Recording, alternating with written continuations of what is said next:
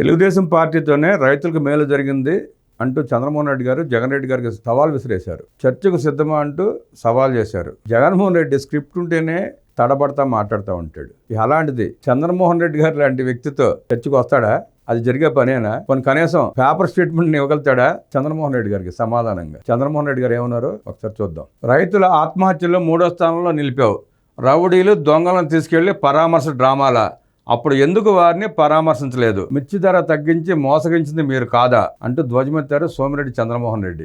జగన్ రెడ్డి కష్టాల్లో ఉన్న మిర్చి రైతులను పరామర్శించడానికి వెళ్ళినట్టు లేదు, ఏదో డ్రామా ఆడటానికి వెళ్ళినట్లు ఉందని టీడీపీ పొలిట్ బ్యూరో సభ్యులు మాజీ మంత్రి సోమిరెడ్డి చంద్రమోహన్ రెడ్డి విమర్శించారు. పైగా రైతులకు చెందిన మిర్చి బస్తాలను లేళ్లు అప్పటి మనుషులు ఎత్తుకెళ్లిపోయారని, రౌడీలు దొంగలను తీసుకెళ్లి జగన్ రెడ్డి రైతు పరామర్శ పేరుతో డ్రామా ఆడారని వ్యాఖ్యానించారు. మీ ప్రభుత్వంలో నల్ల తామర తెగులు సోకి లక్షల ఎకరాల మిర్చి పంట దెబ్బతిన్నప్పుడు ఎందుకు రైతులను పరామర్శించలేదని ప్రశ్నించారు. దేశంలో రైతుల ఆత్మహత్యల్లో ఏపీని 3వ స్థానంలో పెట్టావు. కౌలు రైతుల ఆత్మహత్యల్లో 2వ స్థానాన్ని తీసుకెళ్లావు. అప్పుడు ఎందుకు రైతులు గుర్తు రాలేదని నిలదీశారు. టీడీపీ హయాంలో ప్రతిష్టాత్మకంగా 2300 కోట్లతో రాయలసీమలో డ్రిప్ ఇరిగేషన్ దేశంలోని ఎక్కడా లేని విధంగా ప్రారంభించిన విషయాన్ని గుర్తు చేశారు.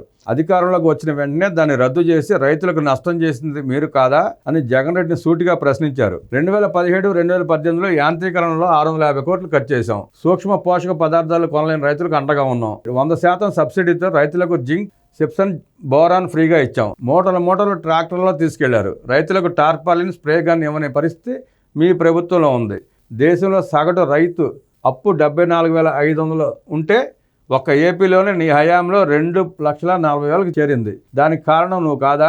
ధాన్యం కొన్న 6 నెలలకు కానీ మీ హయాంలో డబ్బులు పడలేదు. మేము ధాన్యం కొన్న 24 గంటల్లోనే రైతుల ఖాతాలో డబ్బులు జమ చేస్తున్నాం. 9/1/2020 జీవో 28 విడుదల చేసి రెడ్ చిల్లీ క్వింటాల్ 7,000కే కొన్నారు. 2023లో కూడా అదే జరిగింది. కానీ ఆ రోజు మా ప్రభుత్వ హయాంలో 11,000 నుంచి 14,000కి పలుకుతోంది. రోజు 500 పెరుగుతూనే ఉంది. ముఖ్యమంత్రి చంద్రబాబు క్లియర్గా 10 అంశాలతో కేంద్రానికి లేఖ రాశారు. మిర్చి ధరపై ఢిల్లీలో కేంద్ర మంత్రిని కలవబోతున్నారు. మీ హయాంలో ఢిల్లీకి వెళ్లి ఏమైనా రైతుల గురించి మాట్లాడారా అని ప్రశ్నించారు. ఎంతసేపు కేసులు, జైలు, బెయిల్ గురించి మాట్లాడారు తప్ప రైతులకు ఏం చేశారని నిలదీశారు. 2017లో మిర్చి రైతులకు 1,500 క్వింటాలకు బోనస్ ఇచ్చాం. మీ 5 ఏళ్ల పాలనలో ఎప్పుడైనా ఇచ్చారా అని నిలదీశారు. రైతుల విషయంలో దారుణాలు చేసిన Jagan Reddy. Drip irrigation 60 subsidy కేంద్రం ఇస్తే 40% రాష్ట్రం ఇవ్వాలి, అది కూడా రద్దు చేశావు. ఆ హక్కు నీకు ఎవరిచ్చారు? ఐపాక్, పేటీఎం టీం ఏం చెబితే అది చేస్తున్నావు. నిన్ను చూసి నవ్వాలో ఏడవాలో తెలియడం లేదు. పరామర్శ పేరుతో వచ్చి 2 రోజులు షో చేసి మళ్ళీ బెంగళూరు ప్యాలెస్కి వెళతావు. రాష్ట్ర ప్రజలను అన్ని రంగాలను మోసం చేసినందుకు 11 సీట్లు ఇచ్చి బుద్ధి చెప్పారు. 9 నెలలు కూడా పూర్తిగా నీ ప్రభుత్వంపై బురదలతో విషప్రచారం చేస్తూ నిందలు వేస్తే నమ్మే స్థితిలో ప్రజలు లేరని హితో పలికారు. ఇలాంటివి ఆపేసి దమ్ముంటే చర్చకు రావాలని సవాళ్లు విసిరేశారు. చైల్డ్ ఆర్టిస్టులతో డ్రామాలు ఆడతావా? కరువు మండలాలతో మాకు సంబంధం లేదు, కేంద్రం చూసుకుంటుందని కాకాని గోవర్ధన్ రెడ్డి చెబుతాడు. మిర్చికి 7,000 కనీస మద్దతు ధర ఇచ్చిన నువ్వు ఈరోజు డ్రామాలు ఆడుతున్నావు. 2014-19 మధ్య వ్యవసాయ శాఖకు సంబంధించిన అంశాలపై చర్చించేందుకు నేను సిద్ధం. మీ మాజీ మంత్రులు కన్నబాబు, కాకాని గోవర్ధన్ రెడ్డి ఎవరిని చర్చకు పంపిస్తావు? నేను సిద్ధం. మీరు సిద్ధమా అని సవాల్ విసిరేశారు. మీ హయాంలో ఆక్వా రైతులు క్రాప్ హాలిడే ప్రకటించిన విషయం గుర్తులేదా అని ప్రశ్నించారు. మా హయాంలో ISI మూటలు ఫ్రీగా ఇచ్చావు, నువ్వు వాటిని రద్దు చేశావు. ఇలాంటి దారుణాలు రైతుల విషయంలో చేసిన నువ్వు ఇప్పుడు రైతుల గురించి మాట్లాడితే నవ్విపోతున్నారు. చైల్డ్ ఆర్టిస్టులను తీసుకొచ్చి డ్రామాలు ఆడిస్తున్నావు. ఢిల్లీ పబ్లిక్ స్కూల్లో చదివే అమ్మాయికి అమ్మఒడి రాలేదని నిన్న మాట్లాడిస్తున్నారు నీ పేటీఎం బ్యాచ్. ఆ అమ్మాయి వాళ్ళ నాన్నకు బంగారం షాపు ఉంది.